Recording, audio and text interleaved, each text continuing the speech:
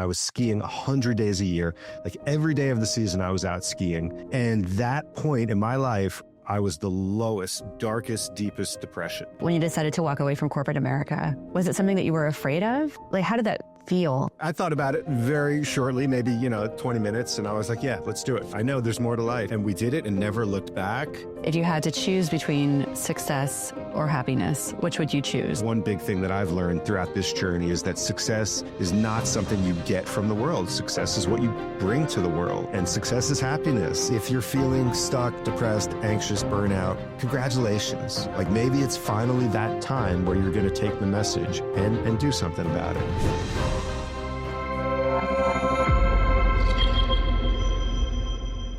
Hi, and welcome to the first episode of 101 Ways Out.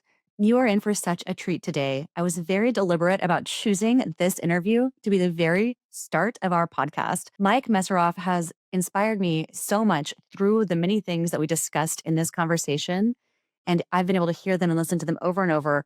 I hope you feel the same way. I hope this is something that you come back to and that inspires you to live your best life. As Mike says, we get really good at what we practice. And if we practice deferring joy, I don't know, like waiting to 65 to retire or take those big trips, we get really good at deferring joy. That's not what I want for you. It's not what I want for me. So let's build a future together that makes us really, really excited to wake up every single morning. If you're looking for permission to jump off the hamster wheel, this interview is going to give you that permission. Mike and his wife left their corporate careers behind when they were in their 20s. They traveled the world. They settled in Breckenridge, Colorado. And Mike realized that he was actually the most depressed he had ever been.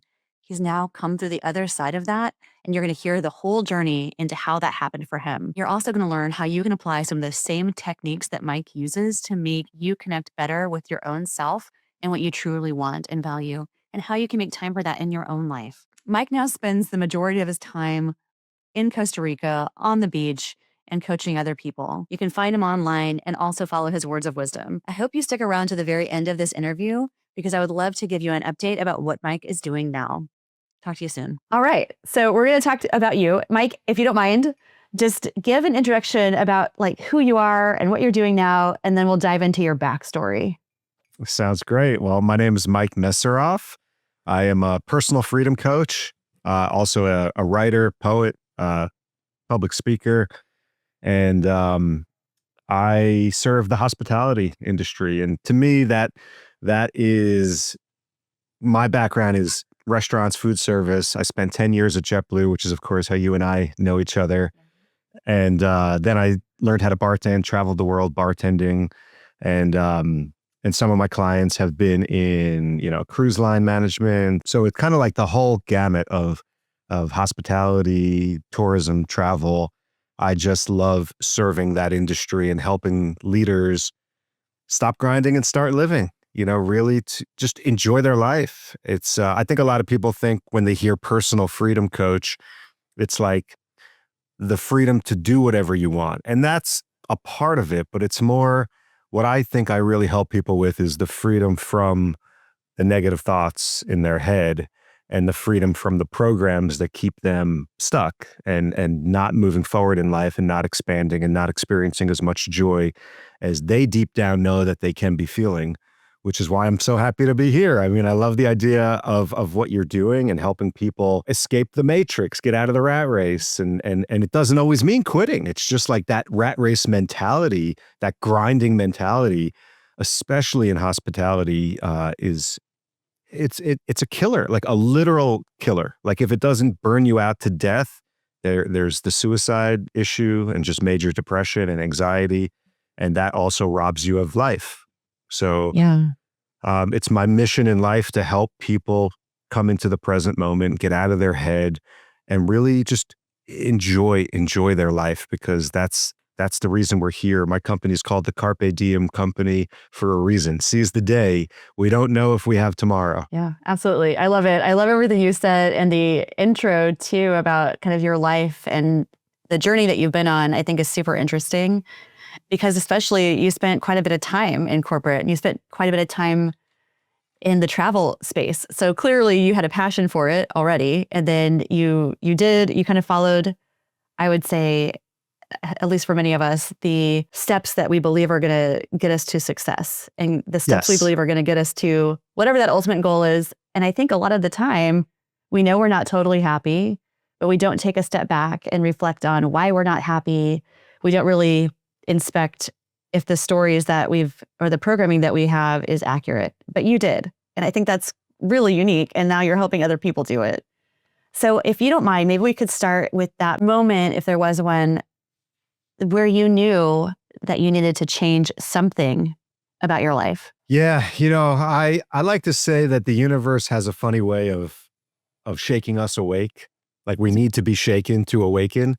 Mm-hmm. And my first experience of that was working corporate. It was, my mid-20s. I was at JetBlue, and I just had this kind of realization that the best part of my day, every day, working in Queens, New York, in an office building in Queens, the best part of my day was my walk at lunch. And for me, that was that's not okay. that's Yeah. that's not okay. I was craving nature. I was craving the outdoors, and I just knew there was more to life.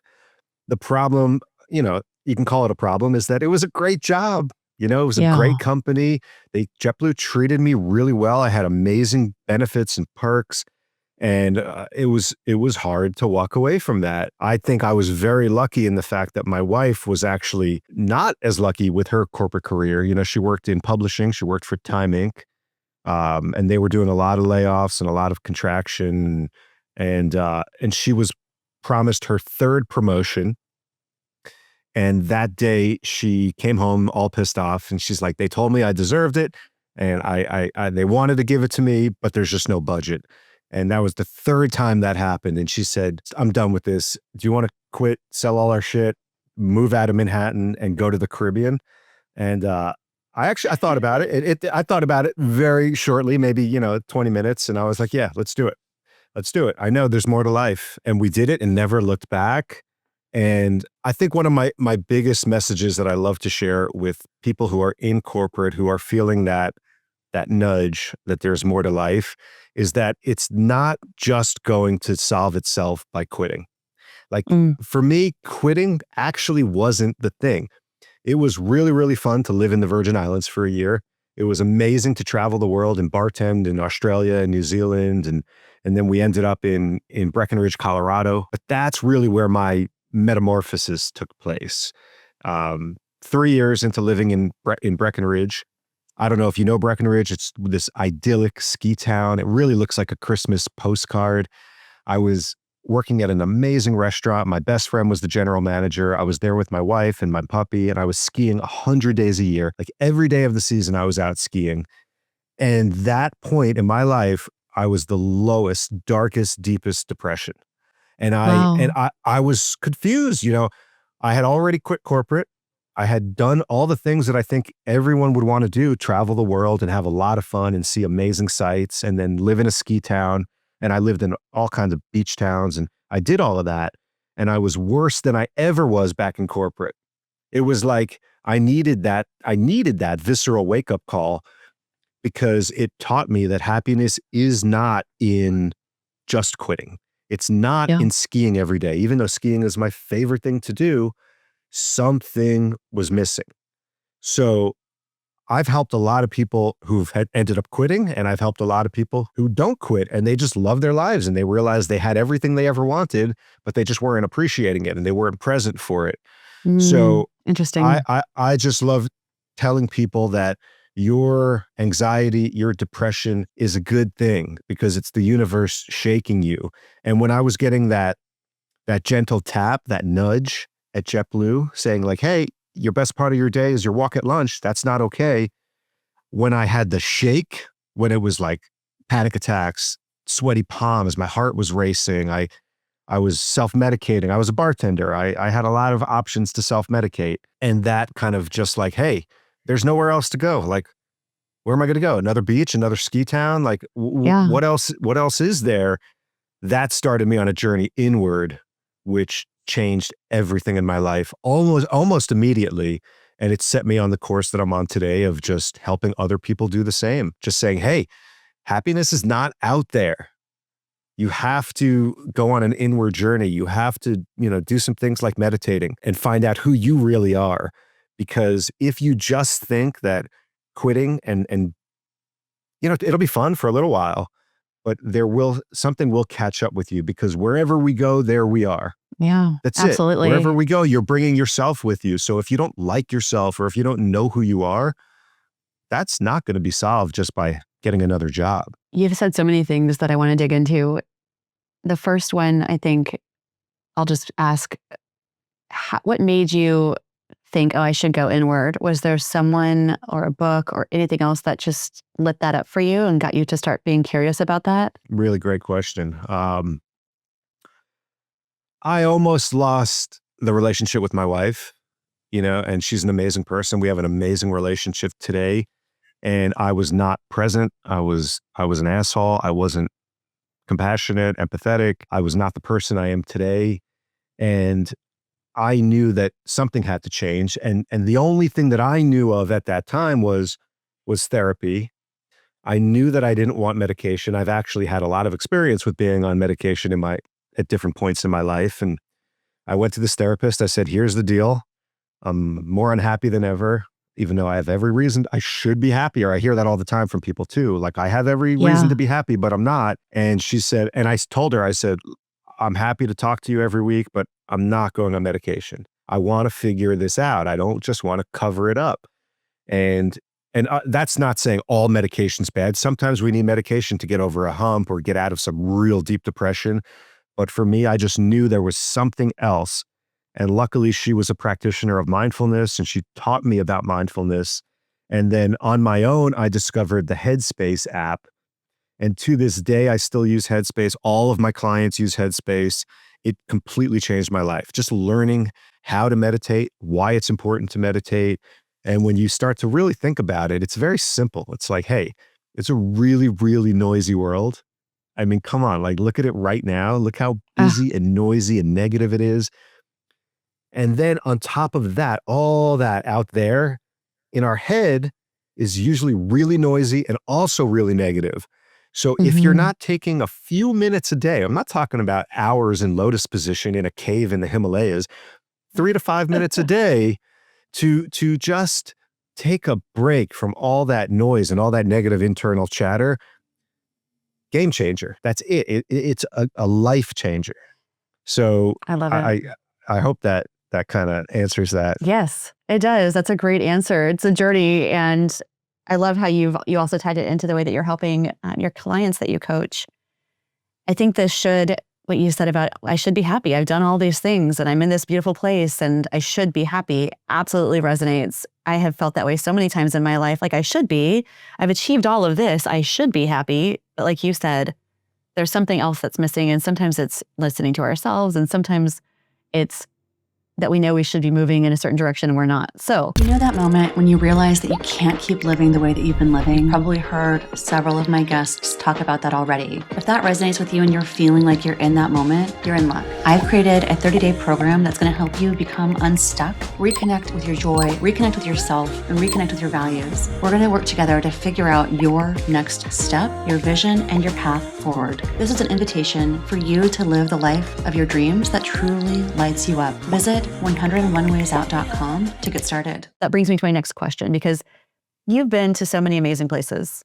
So you lived in New York, you lived in Breckenridge, you've traveled around the world. Now you live in, is it Costa Rica? That's right. That's right. Okay. How important is place to happiness? Secondary. I think the ultimate, form of being a peaceful person means you could walk through hell and experience heaven. And, I study a lot of mentors. One of them is Ram Dass, and he actually on purpose lived in the middle of Manhattan, after he was this enlightened being and very, spreading peace. He wanted to live in the heart of chaos, to just show that he could be a peaceful person. I like to make things easy on myself. I like to really make it easy to be joyful and to be in touch with nature and to be away from all the garbage of the news and social media. Even like as a broad statement, I love being American. I don't take my freedoms for granted, but even away from the whole country. Like I'm so free, I don't need to live there. So Yeah. it is very important to me. But like I said, I already did that. I lived in the Caribbean for a year. I traveled to Fiji, Indonesia, Hawaii, all over Australia, all over New Zealand, then Breckenridge, Colorado, a- and I was miserable. And I was miserable. So I know that that's not enough. So Yeah. if, again, like whoever's listening to this, if they think that, if only I can quit my job and travel the world and everything would be great. It's like, you don't have to do that. Like, start today. Start focusing on yourself and filling your own cup and feeling a little more joy and doing things that bring you joy, and watch how your own world right now could change. And then be like, hey, how could it get better? Life is always like that. There's no destination. It's just every day. It's like, how could it get more joyful? How could I be more free? How could I help more people? So it never ever ends. It's just, there has to be that solid place of like, I know who I am. I know how to feel at peace with who I am inside this. And then it's like, you know what? I'm sick of the noise and the ambulances and the fire trucks and the police trucks and people walking with their heads down in their phone. I want to go somewhere where life is a little slower, where I'm more connected to nature. Sure, then do that, but it's secondary. Like I said earlier, wherever you go, there you are. If you don't like yourself, you're not going to like yourself on a beach or on a mountain either. Yeah. I know from experience. Absolutely. Thank you. That's well said and really interesting. I feel like, okay, so I'm going to ask you some questions because I feel like there's so much that influences us from our childhood that either holds us back or enables us to maybe have the confidence of taking these leaps. And so I have these hypotheses about what's true, but the first couple of interviews I've done have really challenged that thinking. So I'm curious to see where you're going to land on this. Can you tell me a little bit about what your upbringing was like, where you went to school, your parents, all of that kind of stuff? Yeah, sure. I'm from Long Island, New York. I had a really, I'd say, like, very generic upbringing. I had great parents, great family. I went through normal schooling. I went to college in Buffalo, New York at a SUNY school. Then I came back to downstate New York and lived in Manhattan for my 20s. But I think what shaped for a lot of my how I am and who I am is the fact that my parents did get divorced when I was 7. My dad moved halfway Mm, across the country. That really did affect me. And I didn't, until I started doing this inner work in my mid 30s, I didn't realize how much that affected me. Because I know that I have parents who care about me, it's so easy to brush it off and say, well, I wasn't sexually abused. I didn't have a lot of trauma, but there was traumatic experiences. And having a father move halfway across the country when I'm 7 years old, 8 years old is traumatic. And that was something that influenced me. I had a verbally abusive stepfather. That's something that really kind of shaped yeah. me and stuck with me. I think for me, a lot of it was the financial side of things too, and getting, like, from my mom, I got this picture of, and I love my mom. She's an amazing person, but I did grow up with this repetition of lack, like Mm-hmm. comparison. We don't have as much as them, or we can't go to that place, or we can't have this thing. It was a lot of like scarcity mindset, and you have to work really hard to make money, and it's not fun, and you're not supposed to love what you do. You're just supposed to make money, and that's it. From my dad, it was a little different. It was more like he always had enough money. He made a lot of money, but he worked a lot. And clearly he moved away from his kids to follow his career and to continue making more money. So he never complained about money, but he, in my eyes, sacrificed certain things that could be more valuable than the money, Yeah. but he went after the money. So I got kind of both of these, like I got scarcity and abundance, but the abundance came also from like really hard work and a lot of sacrifice. And it's just so different of how I live now, that it's our birthright to be abundant, and we're supposed to feel abundant first. Literally, the word abundance means overflow. So if you want to feel abundant and give to others from a place of overflow, What does that mean? It means you have to fill your own cup first. Yeah. And from both my mom and my dad, it was like, well, you could feel joyful after, when we get that vacation or when we retire. Like that's always been a thing. And I'm a firm believer in retirement is a myth. It's a hoax. It's a huge lie that literally steals our lives away from us and turns us into robots so they could take our most productive years and hold this carrot dangling at the end of a stick for when we're 65, and we wonder why we're miserable when we're 40, 45, 50. And it's like, oh, well, I could be miserable for 10 more years, 15 more years, then I'm going to make it. It's a myth. It's not true. If you love what you do, why would you ever stop? You might change your role. You might do more philanthropy or, mentoring. You might just volunteer work. You're always going to work, and that's something else that I teach people. And I'm a firm believer that we're not supposed to even like what we do. We're supposed to love what we do. Think about it. Think about how much you work. Yeah. And it's like, you're supposed to, like, if you're lucky, you like your job. I'm sorry, but fuck that. Fuck that. Life is way too short and too precious to not love it. Love it. Like, absolutely love it.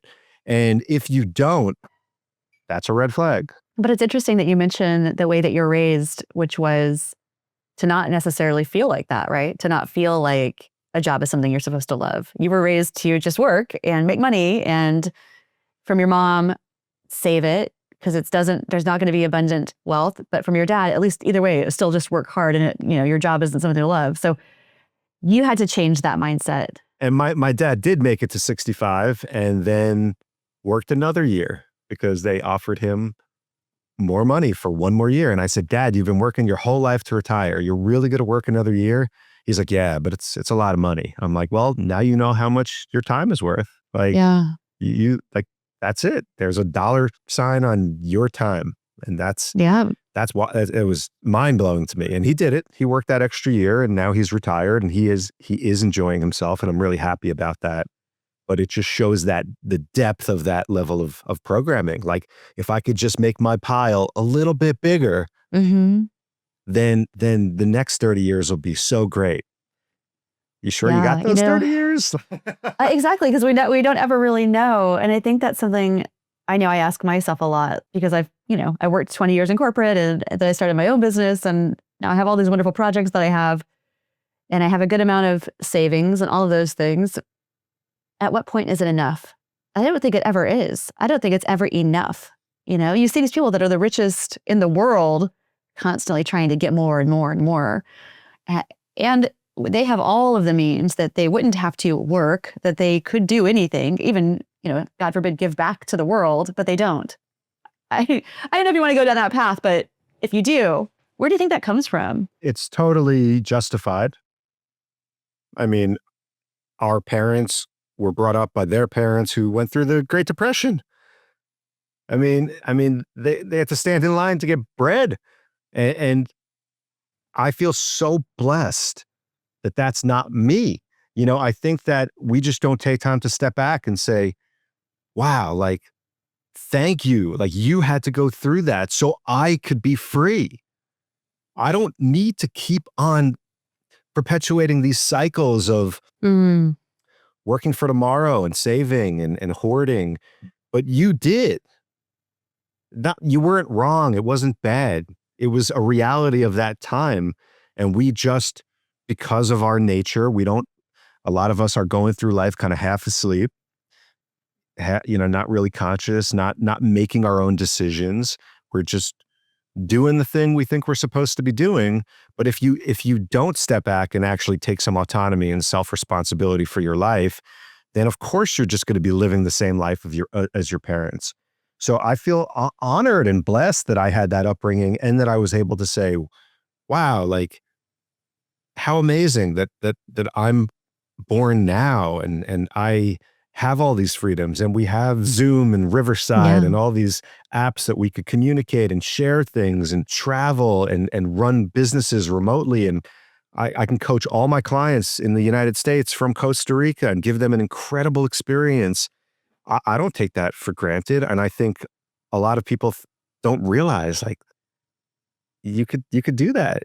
Just because your parents didn't do that, they maybe they couldn't. And it's like, to me, it's almost literally a slap in the face to your entire lineage of like, hey, you guys suffered for generations, hundreds, if not thousands of years to get me to this place where I could truly enjoy my life, where I could sit on a beach and meditate and cry tears of joy because I'm free and I get to watch the waves and the birds and just enjoy life. And if I didn't do that, then that is just slapping them in the face and saying, hey, like whatever you did for me, I'm not even taking advantage of. Maybe my kids someday, or I don't have kids, but somewhere down the line, someone else could enjoy their life. I just say, no, I'm going to enjoy my life. Yeah. I feel passionate about it. That's the reason that we're here. That's the reason for evolution. I love it. When you decided to change your life, when you decided to walk away from corporate America, was it something that you were afraid of, or were you just like, how did that feel? Incredibly afraid. Incredibly afraid. I always had an entrepreneurial spirit.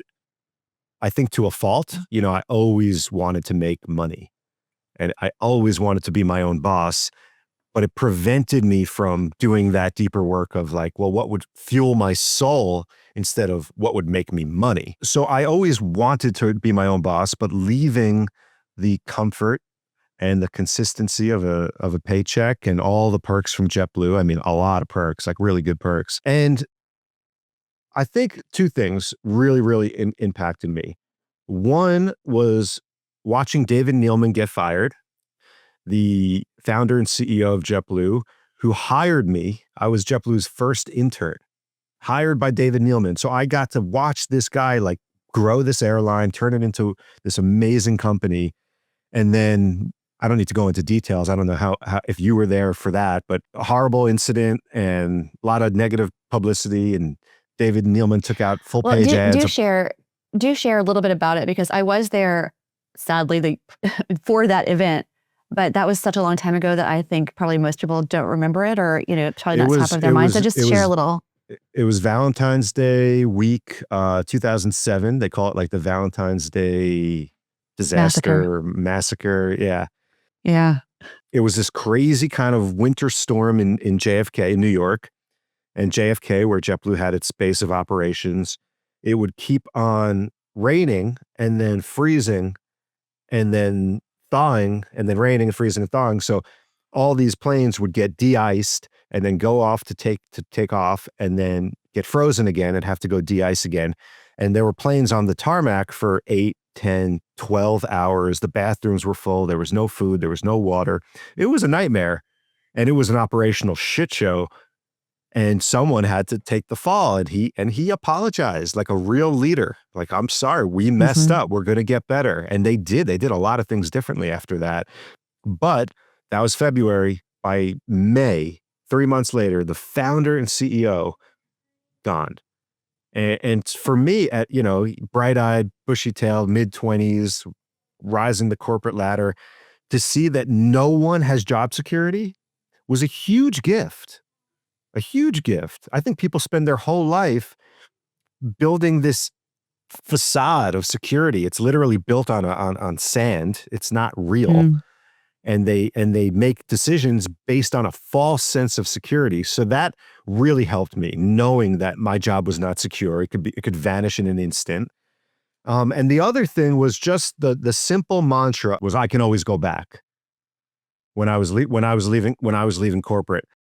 And I really believe that. I said, maybe not JetBlue, but I could find a job at an airline or another, tourism, travel, hospitality company.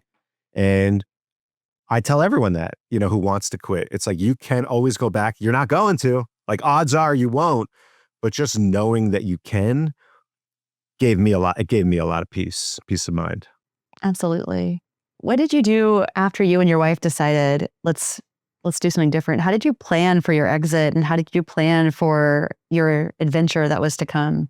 We had time. I gave my boss at JetBlue a lot of time, And I actually worked out a deal where I worked remotely from St. John in the Virgin Islands, finishing up a project. So I was working for a couple of months after I quit as a consultant for JetBlue, which was really cool. I wanted a skill that I could just make money as I traveled. And at the Yeah. time, I wasn't coaching. That wasn't, that wasn't even on my radar. So I talked to a guy I knew. I used to run events. That was one of my like side hustles. So I knew a lot of bar owners in Manhattan. And this one guy was really friendly. I said, "Hey, Kyle, I need to learn how to bartend." He says, come to Billy Hurricanes. It was in the Village, and come on Monday nights and you could have Monday nights. And I said, "No, I don't know how to bartend." And he's like, you'll be fine." So he gave me like an hour of training. It was a dive bar. I was mixing drinks, pouring shots. It was very easy. That was my foray into bartending. And I parlayed that into a real bartending career when I got to the Caribbean. It was a really cool experience. I actually met someone who was running a restaurant, really nice seafood restaurant. And the first week I got there, and this is something that's really cool. Like when you start to move in the direction of your dreams, the universe really does help you out. So it gave me a bartending job right when I got to the Caribbean. I met this girl. She was running her parents' restaurant. She owns it now. And she said, "I'm looking for a bartender." I said, "Oh, well, I'm looking for a bartending job." And she's like, "Have you bartended before?" I said, "Yes, in Manhattan." And she said, "Oh, you're hired." I didn't tell her it was this shitty little dive bar. Um, and, uh, and so the first night I'm working the back bar, making all these drinks for the restaurant. But the very first drink ticket I get, there's a martini on it. And I call over this waitress, her little old lady, Greba. I remember Greba. She had red hair and I knew she bartended. And I said, "Greba, come here." She's like, "Yeah." I said, "How do you make a martini?" And she's like, "How did you get this job?" And I said, "Don't worry, I'm a quick learner. Just teach me and I'll never ask you again." And she taught me how to make a martini. I never asked her again. And that's really where I learned how to bartend. And, I learned all the drinks and how to be a really good bartender. But it just, sometimes you got to leap without a net. You Yeah. do what you can, and then go. If it feels right, the universe has your back. It really does. And worst case, you can always go back. So don't let fear stop you.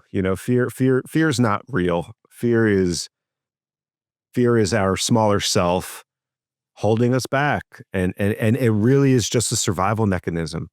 Our ego, its only job is to keep us alive. So going to a job that you don't like every day and the same commute and the same kind of grind, even if it drains you of your life force, it's technically safer for your Mhm. vitality, I guess, your prolonging of life. There's more risk, sure, like to get up and travel the world. There's just more risk. So it doesn't want you to do that. But you just have to say, "Hey, I'd rather have a short life lived in an amazing way than a long life spent in a miserable way." It's just, yeah, you got to just say, "Hey, I'm not going to listen to the fear. I know that it's just trying to keep me safe and keep me small." Yeah. Yeah. Well said. So how many places, how many countries have you bartended in? Do you know? Hmm. Well, the United States, New Zealand, and Australia. Okay. I've lived in Aruba, I lived in Costa Rica, but I've never bartended there. So the skill helped you when you needed it. Did you do anything else for money while you were kind of traveling around the world? No, I still had some side stuff that I was trying to build, but it never really made me money. No, it was bartending, and honestly in Australia, it was going through a lot of our savings from our wedding because Hmm. we decided to live life and we just knew everything was going to work out and lead us to the next thing, which of course it did through a lot of ups and downs and twists and turns, but it did. How did you end up making a transition into coaching? It was so natural. After I went through that experience in Breckenridge, where I hit the lowest point of my life, and then I started doing my own inward journey. The change was so profound and so quick that other people noticed it. They said, "What have you been doing? You kind of used to be a prick, and now you're a really happy guy. What are you doing?" And I said, "Well, if you really want to know, I'm happy to tell you. let's meet for coffee. And I did that with several people, and 30 minutes at the local coffee shop would turn into 2 hours, and they would leave feeling amazing and I would leave feeling amazing. And I felt something. I felt like there has to be more to this. Like, how can I share more about what helped me? And then I discovered coaching. I never really knew about it. I never set out like, yes, I'm going to be a life coach. I'm going to help people with their lives. It was just like, hey, I have something that I've learned through a lot of suffering and a lot of pain, and I could transmute that and help other people. And I think that's kind of what we're supposed to do in life. We're supposed to take our suffering and transmute it into joy and wisdom that we could share with other people. It doesn't have to be coaching. It's just the journey of life. And earlier you mentioned that you're also a poet. And so you've found different ways to express yourself. Is that something that's always been the case for you, or is that also a newer evolution? Well, it's funny, you mentioned, things about my childhood that may have impacted me. I used to write, and I stopped writing right around 7, 8 years old. And the only reason I know that is because I went home once right after I was kind of having this reawakening, rebirth, if you will. And I started writing again. I started journaling and writing, and it felt so good. And I came home to my mom's house and she said, of course, no coincidence, one of my shelves in my closet just broke and there's some old mementos of yours on the floor if you want to take a look. And I said, of course. So I look at this box and there's all these books that I wrote when I was like 7 years old, laminated, illustrated. And I don't remember writing those. I never wrote for the next 30 years, except maybe some poetry to my wife, like a birthday card or a Christmas scavenger hunt or something like that. But just kind of realizing that I had that, it was repressed. And it's brings me the greatest joy. Like, I love coaching, I love speaking, but writing poetry for me feels like flow. It feels like I'm just like, there's no time, there's no space. I could just be who I'm meant to be. And that came out of the work of just spending more time by myself, spending more time in silence, spending more time with a blank piece of paper and a pen and just seeing what comes out. And it's pretty magical when you do that. That's fantastic. And I think you have, is it a Substack that you have? I know I get your Yes. newsletter. Is it through Substack? Okay. Yeah. So everyone should clearly sign up for your Substack. And I received your Substack, and it was, I don't remember exactly what it was that you wrote, but I got it the other day and I said, oh my gosh, I got to write. I got to reach back out to Mike because I'm doing this podcast and his words are beautiful and other people need to know what you've got going on. So thank you for doing that and putting that in the world. Okay. That's my pleasure. It's the Circle of Free Thinkers, if anyone wants to check it out. The Circle of There you Free go. Thank you. Thinkers.com. I feel like you're going to have a lot of different recommendations too that I'm going to need to capture from you. Let me ask you like very tactical question. How Yeah. has your income changed leaving corporate to after your journey, what you're doing now in coaching? So, I mean, I do so much better now. I mean, I going from a manager at JetBlue to a bartender was a hit. And like I said, we went through some savings throughout our travels. And coaching has definitely been a roller coaster, ups and downs, feast and famine, and it's taken years to develop a niche and develop my program, and I think that tenacity, that like, I'm not going to give up.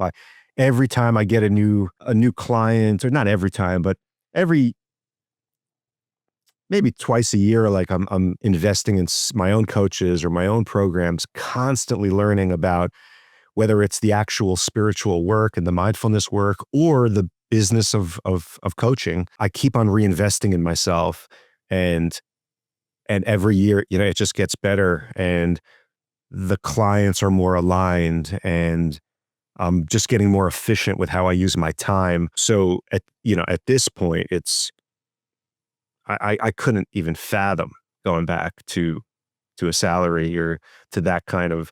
I just have so much freedom in my life. I mean, everything I do is teaching that, so I have to live it myself, and it feels so good, and it's something that I always wanted. I always wanted that, and I always thought it would be from making money instead of adding value to the world. And that's one big thing that I've learned throughout this journey, is that success is not something you get from the world. Success is what you bring to the world. And success is happiness. Success is That's joy. fantastic. Success is loving your life. And if you could figure out how to do that first, God, everything's going to work out. So one of the questions I like to ask, which I think it gets mixed responses, is if you had to choose between success or happiness, which would you choose? And has your answer changed over time? I mean, it's the same thing. It's the same thing.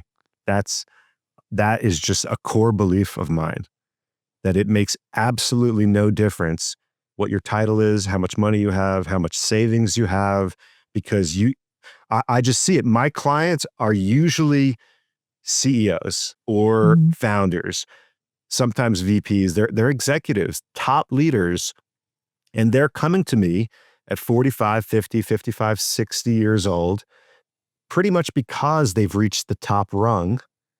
And they realize that's the wake-up call for them. For me, it was, I'm skiing 100 days a year and I'm still not happy. What the hell? For them, they've reached the top. There's nowhere else to go, and it's still not the thing. Yeah.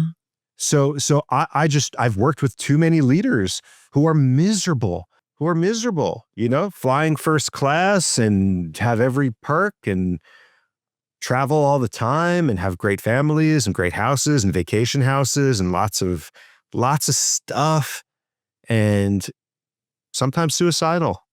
I don't say that lightly, but I want people to realize that your happiness is not, it's not an afterthought. It's not a gift that you get at the end. I think it's in this coming edition. So this week, the quote that I'm sharing, I always share one quote from someone else. It's from an American poet, Mary Oliver. And she says, "Joy is not made to be a crumb." That's fantastic. So that's it. Like, it's so much of my message is feel good first, feel good now. If you want to feel good later, you have to feel good now. And it ties back to the whole myth of retirement, which is we get really good at what we practice. And if you spend your lifetime practicing deferring joy, you get really good at deferring joy. If you start today feeling joy now, even a little bit, like start with that crumb and let it grow, you're gonna get good at feeling joy. It's something you practice and you get good at. I love it. I think what you're saying is it's going to resonate with so many people, and it's definitely resonating with me. And it's clear that you spent quite a lot of time doing this work. So what is a normal day for you? Like, if you could, normal day, but also like an ideal day, like what does that look like? I have two kind of distinct days. One I would say is more of like a work, quote unquote, day, where I'm working with clients. I'm building a community right now. So there's a little more like platform development, technology stuff that I'm working on, social media engagement, answering emails, things like that. That's one day. And then the other day is much more creative, like creating content, writing poetry, preparing my newsletter. I'd say both are work, but it's just kind of different. So no matter what I'm working on that day, I don't start work till about noon. And I'm pretty firm about that. Even this morning, I have a brand new client and I was a little itchy. I'm like, I want to get back to him. I want to give him a message, but I can't. I have to practice what I preach. And so I went to the beach with my dog. I did an amazing workout. I did some breath work. I had already meditated, so that was done. And by the time I came home, had a big breakfast, cup of coffee, took a shower. It was noon. It's like, okay, now I'm going to sit, and this is a work day. So it's a 5-hour day, 12 to 5. And I'll start getting real antsy after 3 or 4 hours, which is crazy to think that I used to sit at a desk for 8, 9, 10 hours. It's just mind boggling. And that's the most, like after 3 or 4 hours, I'm ready to move around. I can't sit for that long. So, I'm working like 15 hours a week of like client coaching type work, and the rest is creative and flowy kind of work. That's awesome. So you meditate in the morning, then you do visiting the beach, exercise, etc. And then you have a chunk of time dedicated to like the administrative, creative side of what you do. Yeah. Is that about right? That sounds Yeah. great. And I love working from coffee shops. I Mm. live in this beautiful part of the world, and one of my favorite places is actually a hotel on the beach, and they let me sit there all day, and I have coffee and I work, and sometimes I have lunch there, and I always bring my dog. When I'm filming podcasts or talking to clients, I usually like to be in my office, but anytime I could it's like, I'm always just like, how could I make today more fun? Yeah. It's not always like it's the most fun thing I could ever be doing, but it's if this was my last day, I really think about death all the time. I have a skull on my desk.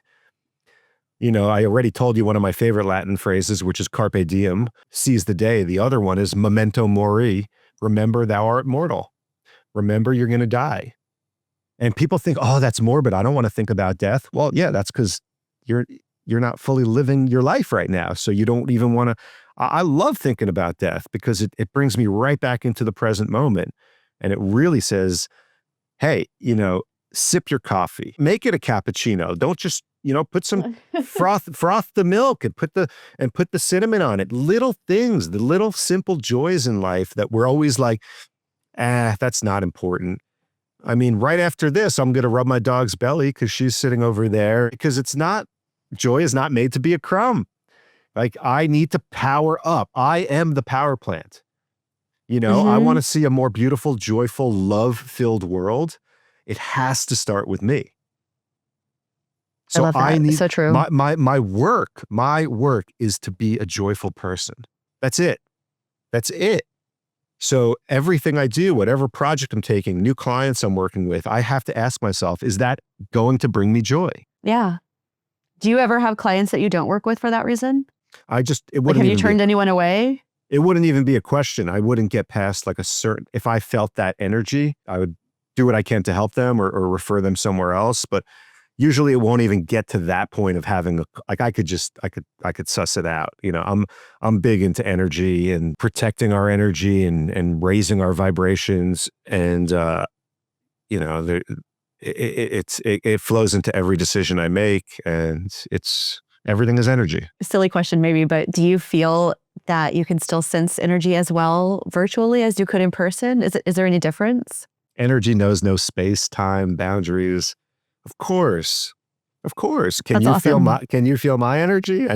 Yeah. But I just wonder, because we're animals, right? Like, we like to be with people. We like to be in the real world together. So I was just curious, since you're much more attuned to all of this, if you noticed a difference. Yeah, I've transformed people's lives in the most deep way possible, and I don't say that as like self-promotion. I just say it as truth.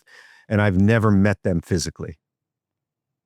I was speaking at a conference a few months ago, and I got to meet 2 different clients that I had never met before and give them a hug and just say, isn't it crazy that we've never met in person? And they're like, doesn't feel like that.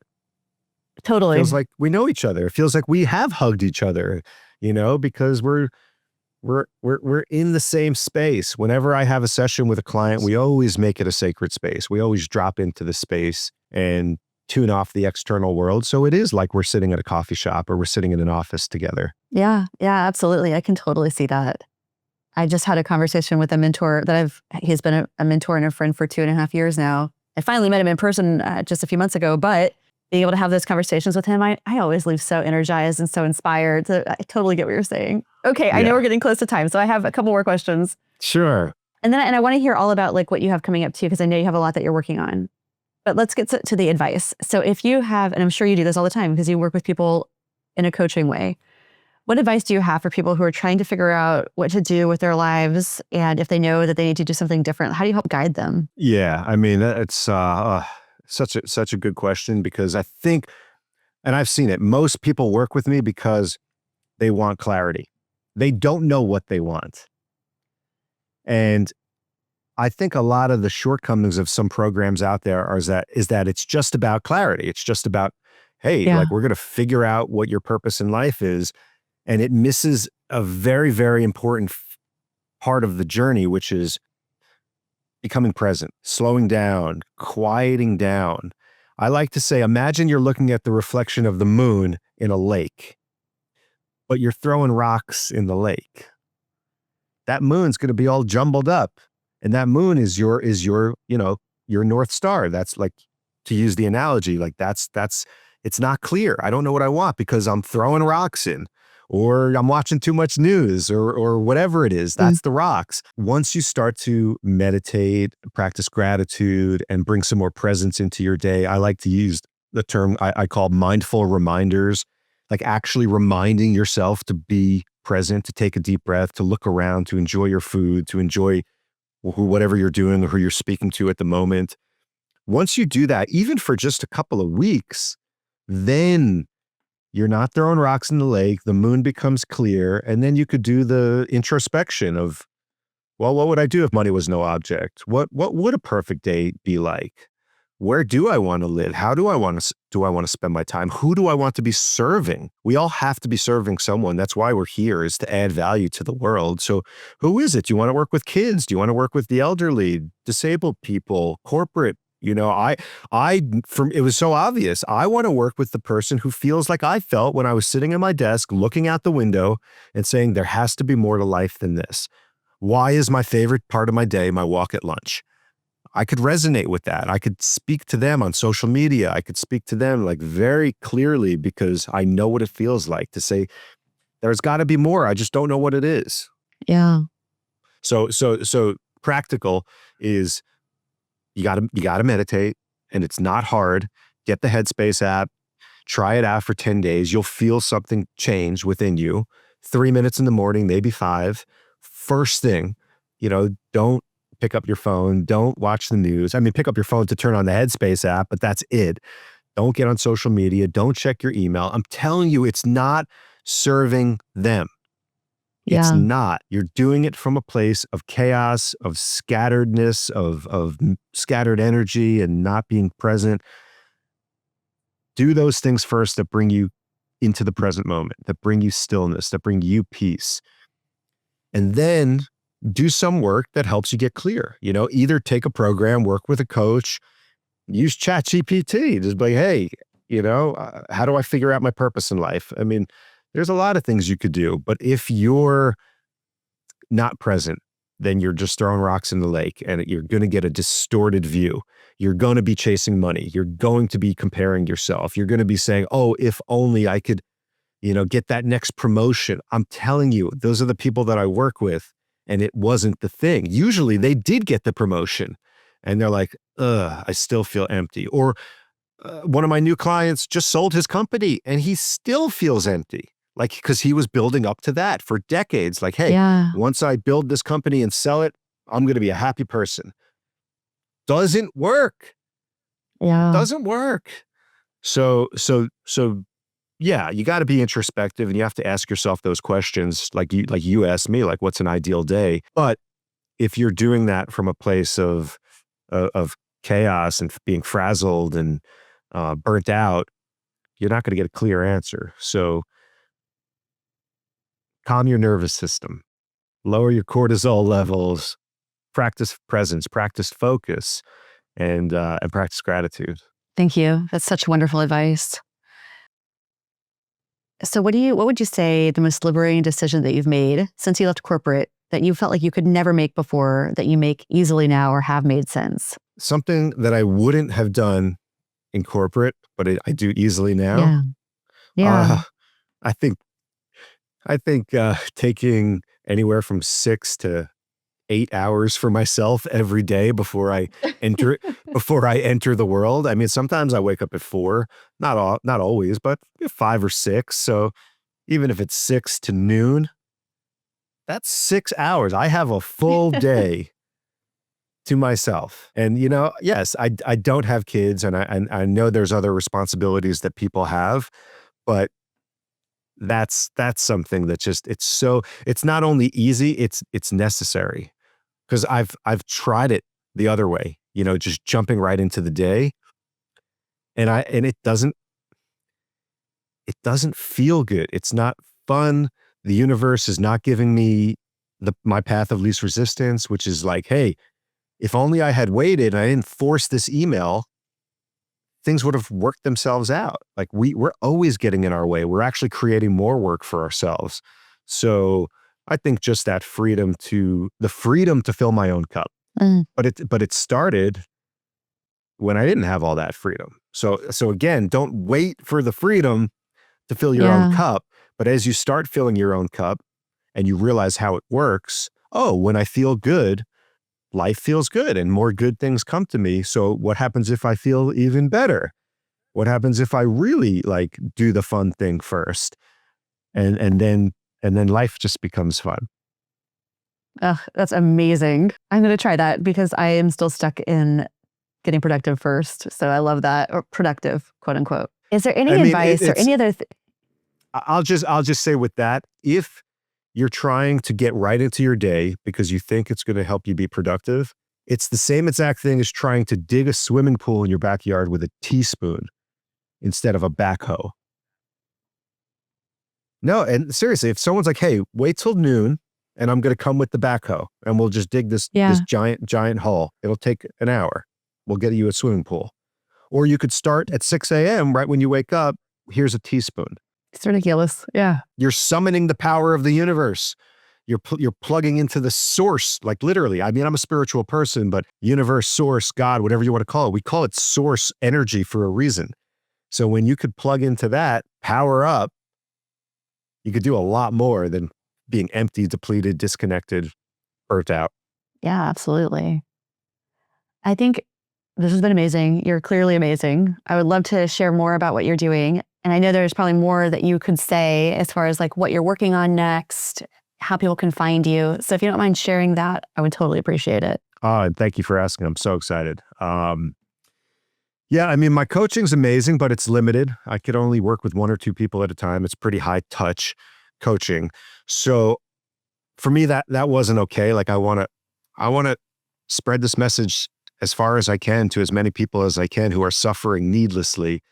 So I am working on a community specifically for the hospitality industry, and it's going to be free. There's going to be a paid tier more for leaders, but for anyone who works in hotels, airlines, food service, restaurants, cruise lines, a place where they can go and feel seen, feel safe, feel like they could take an exhale, and of course, learn some practical tips as well. That's going to be called the Carpe Diem Collective. I'm building it right now. So the carpediemcollective.com, it'll be up very soon. And that's, if anyone wants to kind of get involved, go to the carpediemcollective.com. If you really just kind of want my words and you want to just kind of be in my world, sign up for my weekly Substack, which is thecircleoffreethinkers.com. I'm on pretty much all social media. I took about 2 months off recently, I needed it. It was great. But now I'm back. I'm posting pretty much every day, just daily inspiration, little tips, clips from podcasts and things like that I do just to help people stay in it. I need constant reminders. Everyone needs constant reminders. Sometimes it almost feels silly or redundant, the amount of constant reminders. But if you've been doing something a certain way for decades, it doesn't just reverse automatically. It takes that constant reminders of, no, I'm going to enjoy this day. I'm going to look around. I'm going to take a deep breath. I'm going to pay attention to whoever I'm talking to. I'm going to keep my phone off. I'm not going to doom scroll, like always, like over and over and over and over and over again. And then all of a sudden you're like, hey, I feel more peaceful. I feel more joyful. Dare I say, a lot of people don't even like to use the word joy because it's so far out of reach. But you start doing these things and making it repetitive, life's going to change. So yeah, I'd love for, more people to kind of follow along and reach out. I love talking to people. I'm never selling coaching. If it feels right, well, we'll talk about it. If it's just like, hey, I'm having an issue with something, I'm happy to help. I love sharing the things that have completely changed my life and turned me from someone who really didn't enjoy his life to someone who loves life. And I love my life. I love waking up every day and I feel excited going to sleep. I know the next day is going to be great. And I really know what it's like to not feel that. So anything I could do to help someone And this isn't rocket science. It should be taught in our schools. Fill your own cup, meditate, practice gratitude. This isn't hard stuff. It's just so different from what our society teaches us because they want to keep us controlled, conformist, machines plugged into the matrix. But we are all freedom creators and matrix evaders. So it's time to know that you're born free. You're born worthy of joy. You don't need to prove anything to anyone. You just need to learn how to like yourself, dare I say, love yourself, because otherwise you're never going to do this. You're never going to take the time. So you have to realize that if I want to give anything to anyone else, whether it's coworkers, colleagues, or your family, your kids, your spouse, your partner, you have to take care of yourself first. You have to. Don't take my word for it. Everyone knows what it feels like to give from an empty cup. Doesn't work. Yeah, absolutely. I feel like that's where burnout, that's just like how I feel when I'm totally burnt out. Is there anything that you haven't shared or that I haven't asked that you think I should have, that you want to share? I listened to a lot of Wayne Dyer, and he got a lot of his education from Abraham Maslow. Maslow has the hierarchy of self-actualization. And a quote that just kind of resonated with me, thinking about your audience and people who are kind of feeling that, like there's more to life. So Maslow says, what a man can be, he must be. And of course, man being human, but what a person can be, they must be. And if you're feeling negative energy, negative emotion, depression, anxiety, panic attacks, burnout, it's because you're a little out of alignment with, like, your soul has moved on and your body is kind of stuck in the same place. And we're taught job security. We're taught, stick around 30, 40 years. Our soul is constantly evolving and expanding, and we want to try new things. So if you have that feeling like there's more, then there's more. And that's what that feeling is. And if you ignore it, then the nudge becomes a shake. Then a little discomfort becomes depression. And that's fine, because we all need those alarms. It's just, how loud do the alarms need to get? How deep does the depression, how hard does the shake need to get? Usually it's someone dying or you getting an illness. Does it have to get that bad? Or can you just say, hey, I'm not as happy as I can be. I know there's more to life. I'm going to find out what that is, because, hey, I only have one turn in this body, one time around this merry-go-round. Like, I'm going to do whatever I can to enjoy it. So if you feel like there's more to life, there is. And just know that you're not crazy. The negativity you feel is simply your guidance system working. And you could ignore it. I sure did. I drank it away for years. You could self-medicate. You could take whatever you want to shove it down, or you could take vacations and then everything's still waiting for you when you get back, or meditate for 3 minutes a day. Buy a journal and just start, practicing a little gratitude. Ask, we gave a lot of questions here today. If you actually sat and you answered those questions, you'll be farther along than 95% of people who just complain about their life and keep it going day after day after day. So yeah, it's just that whole thing of, like, if you're feeling stuck, depressed, anxious, burnout, like there's more to life, congratulations. Like, maybe it's finally that time where you're going to take the message and do something about it. That's beautiful. Really, truly beautiful. I feel like there are so many amazing quotes that you said from your own words and thoughts that are so awesome throughout this entire podcast. So I cannot wait to go back through and capture that and share it with people. And I just want to thank you so much, Mike, for sharing your wisdom with me and with our audience, and sharing your story of how you started, what led you to be who you are today, the ups and downs. Like, I just think that's so important for people to hear, because now, like you said, they're not alone. There's nothing wrong with them. They're waking up, and they're going to live, hopefully, in more full and true version of what their lives could be.